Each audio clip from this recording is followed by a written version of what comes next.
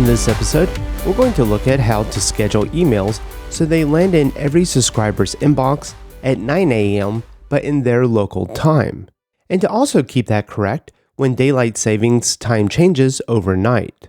So when we have a blog post and we then want to publish it, it'll make sure that all of these subscribers who are going to receive it will receive it in their inbox around 9 a.m. And that's really helpful in situations where you want it to be one of the first things in their inbox when they wake up, instead of it maybe coming in the middle of the night for them. So we have a lot of different users that are across different time zones around the world.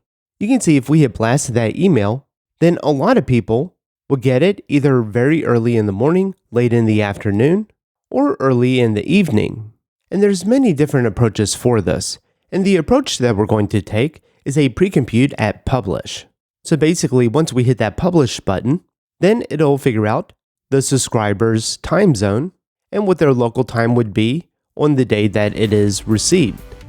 To watch this full episode and more videos, visit driftinruby.com and subscribe to the Pro membership.